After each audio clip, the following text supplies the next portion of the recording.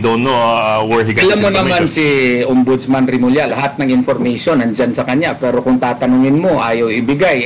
Baka ginawa naman yun para mabulabog si Senator Bato at mag-move kaagad at ma-monitor na nila. Ang tawag namin yan, bluff. Bluff. But sir, we assure... Naku, mamaya na ho natin pasadahan yung interview na yan itong si Attorney Shrelly Tutorion. Kailangan ho talaga nating bantayan ang administration itong si Bangag.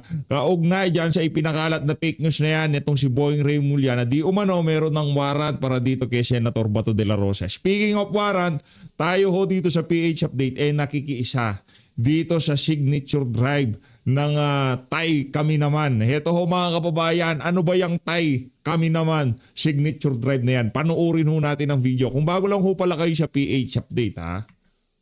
Kung bago lang ho kayo sa PH Update, sa like at sa subscribe, masaya na ho tayo dyan. At sa mga gusto sumali sa ating community, yung join button nandyan lang ho sa baba. Ayun na nga mga kababayan kasi ano ho ngayon to trending ho. Itong Tay Kami Naman na signature drive na to. Ano ho ba ito? Sabay-sabay ho nating panoorin ang video. Game. Yung mga mga PDF file, ipipin ko ho dyan sa comment section kung gusto nyo hong i-download, kung gusto nyo hong mangalap ng lagda para dito kay dating Pangulong Rodrigo Duterte para questionin ang maanumalyang pagkidnap sa kanya sa pagpapadala dyan sa Dahig, Netherlands. Panoorin nun natin itong video ng mga taga Davao. Okay. Hindi pa tapos ang laban, kaya Tay Kami Naman. Yung makisali na sa Global Signature Campaign para maitama ang mali. Share nyo na rin ho itong video na to para mas maraming makapanood at maraming mga taga-suporta ni dating Pangulong Rodrigo Duterte ang makapangalap ng pirma at matulungan ho natin itong effort na to na kung saan talagang kalampagin na ho natin yung mga kinauukulan para resolbahin na itong mga kasong isinampa kaugnay nga dito sa pagkidnap kay dating Pangulong Rodrigo Duterte. Alam nyo ba na may 4 na nakabimbing kaso sa Korte Suprema ukol sa pagpapadalang illegal kay PRRD sa ICC? Ito ang GR numbers 278747, GR 278798, GR 278763, at GR 278768. Lahat ng ito ay kumukisyon sa di makatarungang pagtrato kay dating Pangulong Rodrigo Duterte ng ating gobyerno. The Supreme Court is the last frontier of the Filipino people. That is why we respectfully urge the Honorable Court to take on these 4 actions. Number 1, act on the 4 pending petition. Number 2, declare void any act of the office of the President or its officials that violates due process, exceeds executive authority, or ignores judicial procedures in relation to the arrest and treatment of the former President Rodrigo Duterte. At number 3, uphold the Constitution and the independence of the judiciary and make clear that no public official is above the law. And number 4, direct the office of the President to take all lawful steps to bring former President Duterte safely back to the Philippine jurisdiction under the protection of the Philippine law. In short, pauwiin natin si PRRD. Tama? Yan. Tama. So paano ba natin sisimulan to? Yan. Una, mag-download muna kayo ng kit sa pamamagitan ng QR code or ang link sa comment section. Ito ang laman ng kit, ang letter natin sa Supreme Court at ang signature sheet na kailangan nyong i-download at i-print. Alam nyo ba, yung signature sheet consists of 22 slots. Myself, ikaw, yung pamilya mo at yung mga kaibigan mo. Isalin nyo na din yung chismosa nyong kapitbahay. Katulad nito. Papirmahin nyo na yan. Huwag kalimutan i-document ang pirmahan. Pwede kayong mag-livestream or mag-upload ng video on any social media platform para may ebidensya. Hindi kami trust! Hindi kami trust! Hindi ayan ho sila Ma'am Josh, sila Ma'am Joey, nandyan ho sila ho. kami trust! Duterte kami! Duterte kami! Kapag may completed signature sheet ka na at may video documentation ka pa, punta na sa checklist form. Checklist form. Ito yung checklist form. Scan nyo yung QR or i-click yung link sa comment section. Ito yun. This is what it looks like. Sagutan nyo lang at huwag kayong mag-skip. Tapos ka na sa checklist form, kumuha ka ng brown envelope, ilagay mo yung completed signature sheet at ipadala mo sa Unit 224. Yung video na yan, nandun din ho doon sa nakalink na, ay nakapin na link dyan sa comment section, ha? Palmetto Tulong-tulong Place tayo, Condominium, tulong-tulong. Maa, Davao City, 8,000. Iipunin namin lahat ng mga signatures ninyo at ipapadala namin sa... Korte Suprema, gagawin natin attachment doon sa sulat na ipapadala natin sa kanila. Yan. Mga kababayan, magtulong-tulong tayo. This time, Kami naman. Ngayon o mga kababayan, kung sinusubukan yung i-scan yung QR code na nandito sa video na to, hindi nyo ma-scan ng maayos. Yung video na to, naka-attach din ho yan dyan sa, dyan sa link, nandun sa loob ng folder. So, i-download nyo ho lahat, tapos ipagka-pinlay nyo, picturean nyo para medyo high resolution, ma-scan nyo na maayos yung mga QR code na ipinakita dito sa video na to. Tayo dito sa PH Update, nakikiisa dyan sa signature drive na yan para dito kay dating Pangulong Rodrigo Duterte. Ano ba naman ho, yung isang pirma na may video, yung napakalaking bagay na ho pala nun para ika nga mamadali na, makalampag ang Korte Suprema para talagang pag-usapan na yung ginawa na yan dito kay dating Pangulong Rodrigo Duterte at para madeklarang unconstitutional at hindi na maulit ito dito kay Senator Bato de la Rosa. Speaking of Senator Bato de la Rosa, naku, matindi ho ito mga kababayan, ha. Okay na ho yun. Tayo ay magtulong-tulong para dito kay dating Pangulong Rodrigo Duterte. Bago tayo dumako dito kay Senator Bato de la Rosa, eto mainit ngayon sa social media, pambira, oo. So, isa-isa na hong naglalabasan ng mga bumibisita dito kay Senator Raffy Tulfo. Mahilig pala itong si Senator Raffy Tulfo sa mga magaganda, no? Yung pambihira talaga. Ibang klase kung ipresenta niya sarili niya sa social media at kung sa mainstream media, kala mo talagang yan ba? Yan dapat ang mga mga sinususpindi ngayong mga panahon na to, di ba? Kaso sinususpindi nila yung mga ang tawag dito, mga nagsasalita kaugnay dito sa mga maanumalyang flood control scandal, di ba? Ito mga kababayan, pagkatapos nung Chelsea na nagsalita na meron daw senador na merong R sa unang pangalan at meron namang Y sa huling pangalan, na kung saan kung magtip daw ho itong mama na to, itong senador na to, maabot sa 250 to 300,000 pesos. Ito naman nung si Rhea Montemayor, matindi ho ito mga kababayan. Outfit for Sen Raffy Tulfo Christmas party. Thank you for having me po. Ibang klase, matindi. Talagang yung tipong kahit na talagang matindi ho mga kababayan. Tingnan nyo naman yung suit na yan. Diba? Daig pa yung pang-honeymoon. Diba? Tingnan nyo yan. Maya-maya nung lumabas ho yung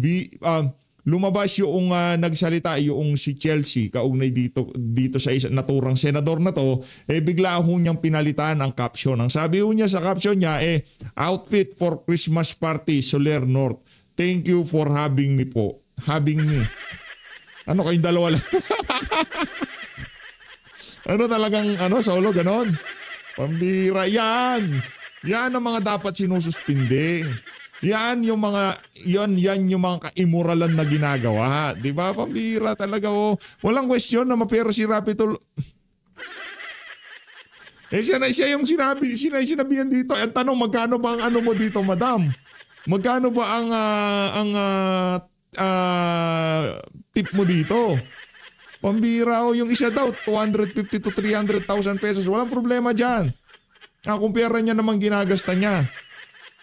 Pero dito sa isa na to, ang tanong dyan sa pag-attend mo na yan ng Christmas party nitong si Raffy Tulfo, magkano ang tip na ibinigay sa'yo? Sa tingin ko dito sa performance ng alindog nitong ali na to, mababa ako 300,000 piso sa tip na makukuha nito. Matindi ho, Rhea Montemayor. Ang lupit mo. Ang tindi mo.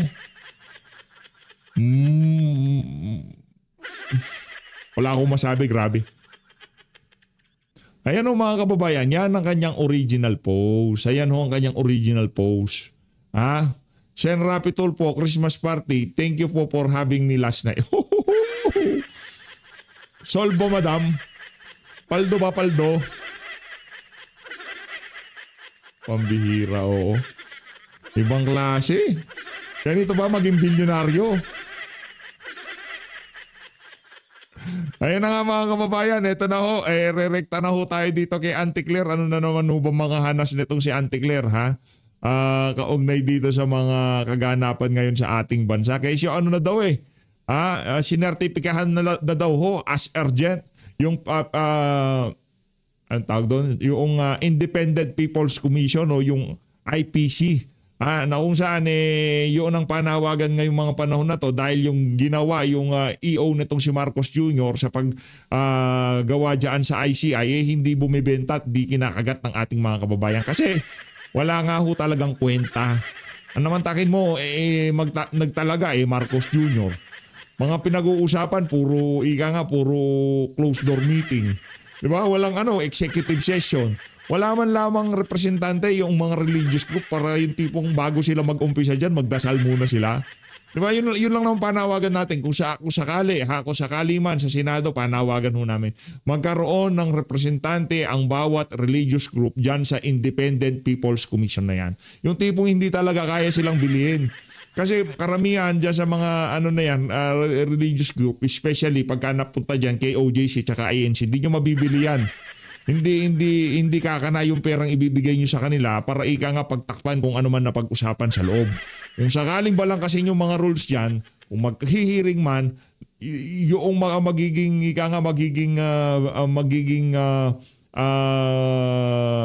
audience, mga religious group. Diba? Hindi pwedeng sila lang dyan. At kung sinong magtatalaga doon sa mga Independent People's Commission, dapat importante din kung sino magtatalaga diyan. Hindi pwede presidente, anak ng toko, hindi na independent pagka presidente nagtalaga diyan. Hindi pwede ho yung mga kababayan, siguro dapat Korte Suprema magtalaga. Merong dapat retired associate justice o retired chief justice o sino man, hindi na pwedeng bilhin yung mga matatanda na dapat. Yung tipong hindi na sila magnanasa ng pera kasi wala na silang gagawin doon. Diba? Sino pa ba? Basta dapat, hindi yung kontrolado ng Malacanang, hindi kagaya ng nangyayari ngayon. Ito mga kababayan, mafia ng gobyerno. Sino ba nandito? BBM. Yung magkapatid na Araneta. Yung mag-amo na, yan talaga, yan representante ng yan. Yan talaga literal. Sila ho talagang mafia dito. Dito sa particular na issue na to ng flood control, sila ho talagang mastermind dyan. Ito mga kababayan, Auntie Claire, iisa-isahin niya ho dito kung ano ba yung mga sinertipikahan as urgent ng administrasyon itong si Marcos Jr. Game! The President directed Congress to prioritize the following proposed legislative measures. Anti-dynasty bill. Nako, paano na yan? Paano na si Sandro Marcos? Di na siya magpupresidente. Okay lang na wag na magpresidente si Marcos Jr. basta hindi na rin tatakbo si Bibi Sara sa 2028. Anti-dynasty bill. Palakpakan. Kaso hindi bebenta yan. Anak ng tokwa. Hindi papasa yung anti-dynasty bill na yan. Bakit ho? Dahil yung mismong mga congressman, pipigilan nila yan. Paano yung mga kabit nila, yung mga anak nila? Paano nila ipapasok sa eksena pagka naipasa yung anti-dynasty bill na yan? Suntok sa Mars yan. Kumbaga pagpapakita na lang yan. No? Kumbaga additional topic na mapag-usapan sa mainstream media at social media. Pero alam ho nitong si Ajik na hindi tatagos yung anti-dynasty bill na yan. Independent People's Commission Act. Ayun. Party List System Reform Act. Citizens Access and Disclosure of Expenditures for National Accountability or CADENA Act. To institutionalize transparency and accountability on public finance. In a LEDAC meeting this morning, the President also instructed both houses to take a closer look at the 4 bills and prioritize the passage as soon as possible. Present during the LEDAC were Senate President Vicente Soto III, House Speaker Faustino D. III, and Majority Leader Sandro Marcos and other congressional leaders. Paano na yun? Magkakaroon tayo ng anti-dynasty bill, exempted mga Marcos, ganon. Di pwede yun. Ano lang ho yan? Alam naman nila na hindi papasayang, kumbaga diversion yan. Panibagong pag-uusapan sa mainstream media at social media. Para nga naman, imbis na kung ano-ano pinag-uusapan about dyan sa flood control scandal, yan na lang. Ano bang benepisyong makukuha ng ating mga kababayan diyan sa anti-dynasty bill na yan? Yung mga mag-uusap-usap diyan, ano apelyido, Romualdez, Marcos, Ortega, di ba? Mga political political juggernaut sa kanilang mga distrito. Hindi yan papayag na ibigay sa kanilang mga kalaban yung pwestong pinanghahawakan nila diyan sa House of Representatives. Posible yan. Pero hindi natin kakagating yan, higa nga. At least alam na ng mga kababayan natin yan na panibagong diversion. Isa lang importante dyan para sa ating ngayong mga panahon na to, mapag-usapan yung independent people. Teka lang. Yung nag-iimbestiga na yung ombudsman Di ba? Para saan pa yung Independent People Commission? Ay sa bagay, no? Dapat talaga independent kasi ngayon, pati ang ombudsman, pinapasok na ng Malacanang. So kailangan talaga natin ngayong mga panahon na to na magkaroon ng independent commission. Tama yan. Independent People's Commission. NEDAC also agreed on the timeliness, or rather timelines, for the passage of the General Appropriations Bill and the submission of the enrolled bill for the President's signature. Thank you. Yun lang. Walang tanungan Blues, anak ng Toka, yun lang naman hinihintay ko. Pero, Auntie Claire, tinignan ko yung mga litrato mo nung mga nakalipas na panahon. Nakita ko yung evolution from pagiging lola, tita papuntang lola ang pormahan mo. Anak ng Toka, anong nangyayari dyan sa Malacanang? Nadidiligan ka ba dyan? I mean, nadidiligan yung tipong binubuhusan ng tubig. Nagiging yung moisturizer ba? Nagmo-moisturizer sa mukha. Ano bang pinag-uusapan nyo dyan pag kayo na lang? Pambihira ka, ante. Pero ngayong mga panahon na to, kitang-kita ko yung stress sa pagmumukha mo. Tayo mga kababayan, kita nyo naman. Hindi yung ang ating aurahan dito sa PH Update, di ho yan nagbabago. Kasi di ho tayo nai-stress. Lagi lang ho tayong kalmado lang, di ba? Hindi kagaya nitong kay Auntie Claire. Tingnan mo. Dahil nga naman lahat na lang ata ng tao sa Pilipinas galit sa'yo. Tingnan mo pagmumukha niya ngayong mga panahon na to. Ito hindi naman sa pag-aano Tingnan niyo si Auntie Claire. Ang laki ng binago ng pagmumukha niya mula nung nakapasok siya. Ang atin lang napansin dito sa administrasyon na to, kung sino man ang madikit kay Marcos Jr., nasisira ang buhay.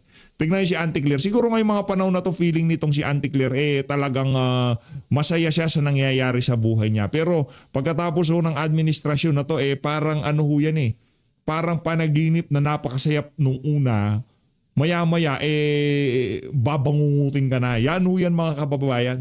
Pagkatapos ng napakasayang panaginip na yung tipong isang talon mo lang parang lumilipad ka, pagkatapos ng administrasyon na to, yung mga monster hahabulin ka na, Auntie Claire. Yan sigurado. Dito na tayo kay Atty. Rayleigh Tuturion, historiko na interview niya. Game. Senator Bato de la Rosa. Sir, Attorney, magandang hapon po. So, join us this afternoon, Attorney Rayleigh Tuturion, Legal Counsel of Senator Bato de la Rosa. Sir, Attorney, magandang hapon po and thank you for joining us. Hello, magandang hapon po, Sir Ed, and sa mga kasama po ninyo dyan. Magandang hapon, Attorney. Sir, I understand you're preparing a pleading when we caught you, we caught you just in the middle of preparing a pleading. Would you be free to tell us what the pleading is about? Is it in reference to Bato de la Rosa or the former president? Related din dyan. Hindi ko lang muna masabi, sir. Basta related din dyan. Opo. Parang Attorney, parang sinabi niyo na sa amin sa The Big Story a week or so ago Diba tinanong din kita and you said you were gonna file a prayer, a petition. Ito ba yun? I already did file a supplemental petition for issuance of TRO. I already filed a motion for reconsideration from the denial of the urgent motion to compel Ombudsman Remulla to produce the alleged ICC warrant. And here we are again now. There is another news that indeed the ICC warrant of arrest is really present. And of course, as a lawyer, I have to prepare for that eventuality if ever it will finally be presented. But I know you're also close to Attorney Harry Roque, so na-confirm nyo na ba sa kanya that it's true and who his source is? Ang kanyang source is kanyang kaibigan daw based on the text message that I received from him, hindi pa ako nakatawag sa kanya. So parang second information lang din. So tanong din ako. Ang confirmation din meron pero hindi ako mabigyan ng kopya. So bottom line, marites pa rin lahat. Yeah, but you're hearing it now from two different sources. Attorney, kasi, kaya hindi siya mailabas kasi both ICC and the Interpol, ang policy nila ngayon, hindi nila ginagawang public yung mga warrant of arrest nila eh. Yes, that's ICC, true. di ba? Yes. Idadaan siya sa Interpol, pero pareho sila ngayon hindi naglalabas para nga daw hindi makatakbo yung subject of the war. Yes, under Article 87, Paragraph 3 of the Rome Statute, these matters are supposedly confidential, which brings me to another matter. Why would the Ombudsman keep on informing us this, which, you know, our healthy mind would continue to guess that there may be something here. Maybe this is something that needs to be done in order to divert the attention of the public from the ongoing flood control controversy, or perhaps to force Senator Bato to, you know, not make himself available, so that if there is another impeachment complaint against Sara Duterte, the necessary number in order to prevent the conviction of Sara Duterte would not anymore be reached. Of course, that's speculation, which we are entitled to do, since he is likewise subjecting us to speculation vis-a-vis the alleged presence of the ICC warrant. But Attorney, do you have contact with the senator? No, as of the moment, no. But I had a long conversation last weekend with the beloved wife of the senator. As a matter of fact, binigyan niya ako ng napakagandang mga mementos na galing kay Senator Bato. Yung binibigay niya sa kanyang mga close friends and family members. So do I take it to mean that at this point you still don't know where Senator De La Rosa is? Affirmative, ma'am. Affirmative. And I don't want to know also. I'm not asking, so that I will not be able to lie to you if you will ask me. I also have to ask you dun eh. Pero sabi ni kasi yung alam ko kung tanungin mo ako, hindi ako magsisinungaling po. That's a good way of going about it, sir. Pero sabi nga ni Remulla, nasa Pampanga daw, last info niya. Of course, we don't know where he got Alam this mo information. naman si Ombudsman Remulla, lahat ng information nandyan sa kanya. Pero kung tatanungin mo, ayaw ibigay. Baka ginawa naman yun. Chismis na naman, chismis. Alam nyo naman, si Remulla, huwag nyo kayo magpapaniwala dyan. Anak ng toka. Para mabulabog si Senator Bato at mag-move kaagad at ma-monitor na nila. Ang tawag namin yan, bluff. Bluff. But sir, we assume bluff yun. Bluff. Ano yan? Bluff, diversion. Lahat na lang ho kasi nagpapanik na sila eh. Ika nga gumuguho na ho yung mga kasinungalingan nila. Nabibisto na yung mga pagnanakaw nila. Kaya lahat na lang ng pwedeng matakin nyo. Yung video daw ni Saldico AI. Isipin nyo naman ho yung mga kababayan. Diba? Lahat na lang ho. Basta na-involve si Marcos Jr. Ombudsman sigurado, automatic absuelto si Marcos Jr. Wala pa ho tayong narinig dito sa mama na to na kung saan talagang merong matinong lumabas sa bungangan niya si Marcos. Yan si Boying Remulla. Assume that sabi nga ni, you had a long conversation with the wife of Senator Bato. We assume that they're in touch. Any word from Senator Bato how he is, what's he been doing? I know it's third hand, but it's coming from the wife. Oh, how is he surviving? Ang galing mo talaga magtanong, sir. That is under the assumption that they are in touch with each other. Yes, sir. But I did not ask that, so I cannot anymore give you any further answer on the matter. Pero ano yung legal request mo dyan? Kung ganyan well, ang legal request namin kasi dyan, ma'am, ganito po. Under Article 88 of the Rome Statute po, the state parties are supposedly required to provide the necessary procedures insofar as cooperation modalities are concerned. Nandun yan sa Article 88 po ng Rome Statute. Sa pagkakaalam ko, availability of procedures under national law. Because that is so, because under Article 89, if you have to effect surrender, that should be in pursuance on the procedure under their national law. Their, meaning the accused subject of the warrant of arrest. So, if we were really intent in having this operationalized, then it would have been incumbent on the part of the Marcos administration to provide for the procedures for surrender. Yun nga ang palagi kong sinasabi. Wala tayong legal framework on how to effectuate surrender. Bakit mo i-insist yung surrender? Ang problema dito, Atty. Torion, wala namang framework dito sa mga siraulo na to. Basta naisipan nila, ginagawa nila, walang framework. Basta naisip nila, ito na ha, sasalansianin nila itong si Senator Bato. Automatic na yun, wala nang maraming cheche-bureche, talagang tatrabahuin ho nila. Meron silang linabag na mga karapatan, wala ho silang pakialam, itutuloy pa rin nila yung kabalbalan na yan. Wala nga tayong necessary procedure which was supposedly required from us when we were a member prior to March 17 of 2019. Wala Ang gusto ba nilang sabihin, dakpin lang kaagad si Senator Bato at ipadala doon sa Hague? Bawal naman yun, kidnap. Yun naman talaga gusto nilang mangyari, Attorney Turyon. Literal talaga, yun talaga gusto nilang mangyari dyan. Kaya naman na tayo dito sa PH Update, talagang ini-encourage natin yung ating mga kababayan na talagang bantayan itong isa na to dahil hindi titigil ang administrasyon na to. Habang parang yung tipong parang chichirya sa kanila yung mga issue na naglalabasan ngayong mga panahon na to. Lahat ng pwedeng ngat-ngatin talagang uubusin ho nila. Ika nga para mapagtakpan lahat ng kabalbalan nila. Talagang gagawin nila. Tayo naniniwala, mabigyan lang ng opening yung mga yan. Papadala ho nila sa The Hague, Netherlands itong si dating Pangulo, itong si Senator Bato de la Rosa. Kasi sa kanila win-win lahat yan. Bakit? Pagkaya sinampahan ng impeachment itong si Vice President Sara Duterte, hindi na raw uyang kagaya nung dati. Siyempre, wala nang maipapangako yung sa mga congressman na pipirma dyan sa House of Representatives. At kitang-kita naman sa survey na talagang nangunguna itong si VP Sara. Ibig sabihin, kailangan nilang i-consider yung magiging timpla ng kanilang magiging boto kung sakaling i-impeach nila itong si VP Sara, especially doon sa mga re-electionist dyan sa House of Representatives. Ngayon, pagdating naman sa Senado, kung wala na si Senator Bato de la Rosa, isa na ho yan, ika nga sa magiging bentahin ng mga walang yan kung sakaling i-impeachment nila itong si Vice President sa 2026 sa susunod na taon. Malapit na lang ho yan, ilang tulog na lang yan isang buwan na lang yan sasampahan na ng impeachment itong si VP Sara. Pero sigurado ho tayo dito, handa itong si Vice President Sara Duterte sa kung ano pa mang pinaplano nitong mga masasamang loob na to. Yun, anong nangyayari sa ating konstitusyon? GCO na to, we will tear it apart. Our national laws will tear it apart just because there is this foreign warrant of arrest of which we are no longer a party of. Attorney, di ba may president na? Attorney, ang ini-invoke nila hindi ICC dahil nga wala na tayo. Ang ini-invoke nila yung commitment natin to the Interpol.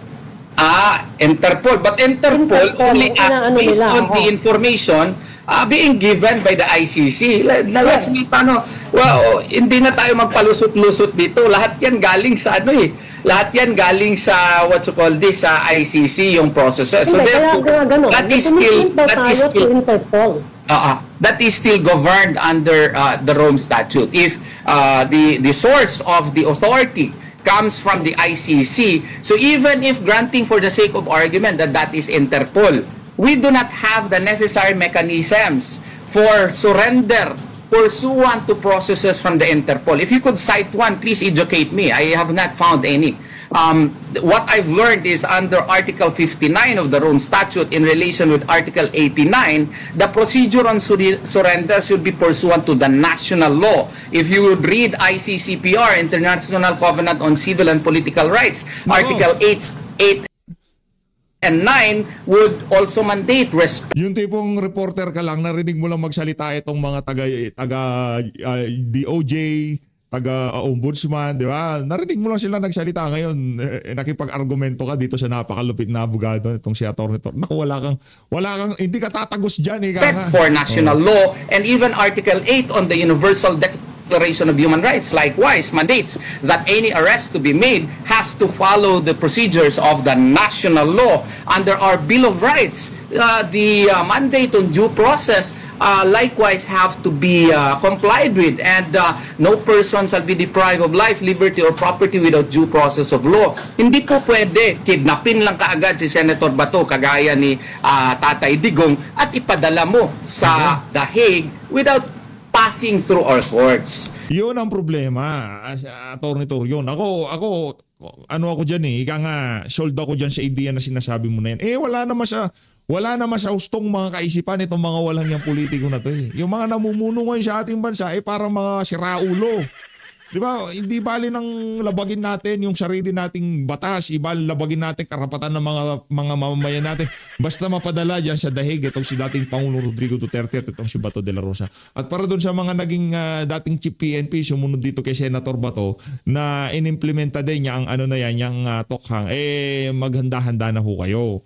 Dahil itong administrasyon na to, sa kaadikan nito, lahat to gagawin nila para ika nga madispatch siya, lahat ng ika nga konektado dito kay dating Pangulong Rodrigo Duterte. Pero yung mga high profile dyan, dapat mapakulong dyan. Vice President Sara Duterte, Senator Christopher Bongo, Senator Bato de la Rosa. Yan yung mga high profile na dapat priority. Yan yung pinaka-top priority ng administrasyon. Madispatcha yung mga nabanggit natin na yun. Mapakulong sila, pahirapan sila, at kung pwede, padala lahat sila sa dahig Netherlands. Kasi pag nandun na sila, wala nang makakatakbo, wala nang, di ba? Oh. Kasi nga po, Pilipino naman tayo, hindi naman tayo govern na ng mga banyaga.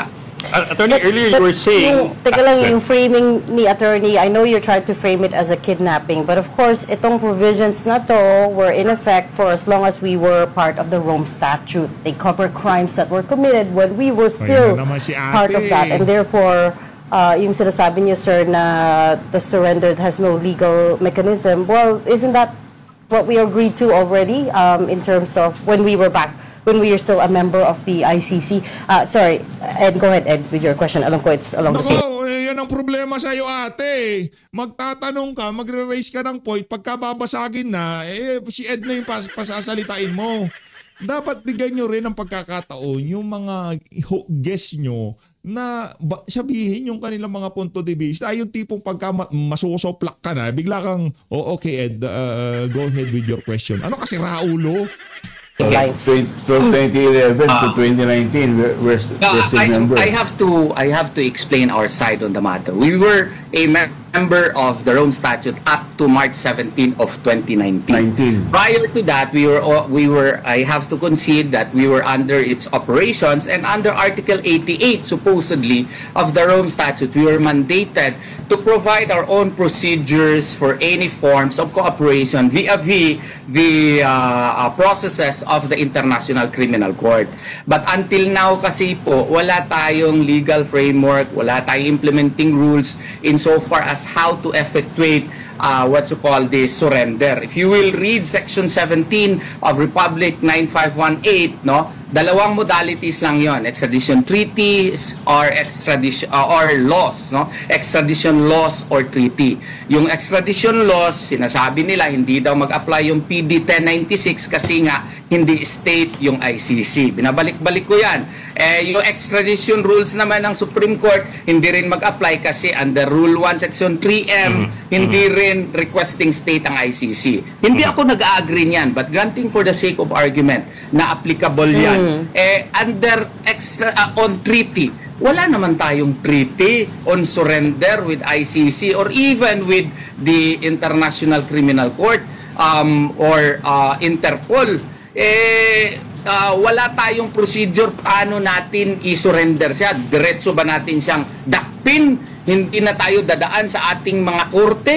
Ay, hindi po pwede yun kasi operational naman po ang ating rules on criminal procedure. Yung ating 1987 Constitution ay nandyan naman po. At saka yung residual jurisdiction under Article 127 is still under consideration. Kaya nga po, meron pa tayong petisyon doon sa Supreme Court. No? Yes, sir. Kasi ang amin pong sinasabi dyan, yung matter under consideration in order for the ICC to have supposedly a residual jurisdiction here na pwede pa silang assert na kailang jurisdiction, supposedly, nung March 17, 2019, nandun na sa pre-trial chamber yung investigation process, wala na nag-move sila 2021 na, March. 2 years thereafter. So, wala nang, kung may kaso against kay Senator Bato, dapat dito na sa Pilipinas. Hindi na doon sa Yes, sir. Netherlands. Sir, we understand your position, sir. But at the same time, sir, Pebrero pa po, Marso pa po, ginamit yung patakaran na yan against the former president. And until now, the Supreme Court has not stricken down that move. It's been 8 months. If it is a lack of that is legal not an framework po. excuse to disregard our laws on the matter. Kung ikaw ba naman may warrant sa ICC, diretsuhin ka lang dakpin na hindi dadaan ng korte, di tama yun. Baka yun ang rule. Di ba? Yung ginawa ng Marso, yun ang rule. Hindi check muna sa korte kung tama ba ito, in accordance ba ito doon sa ating Yung nag-argue na, baka yun ang rule. Galit ka. Ano ito mga to, galit to talaga sa mga Duterte, itong mga pinklawan at dilawan. Mga ano na to, mga media na to. Sa totoo lang, kasi panahon ni Tatay Digong, wala ho talaga. Tigang na tigang yung mga yan, patay gutom yung mga batas din. Kasi Yes, sir. masking sa Rome Statute, under Article 89, the procedure on surrender must be in accordance with the procedure under the national law. Wala tayong national law. Bakit natin sisisihin si Senator Bato kung mag-request siya? Klaruhin ninyo ating rules. Kasi wala yan sa ating rules. Hindi pwede dakpin nyo lang kaagad ako at ihatid doon sa Netherlands. Pilipino ako. Hindi naman ako Attorney, Dutch. when President Duterte was transferred to the ICC, I think that was already the rule. And there is a president already.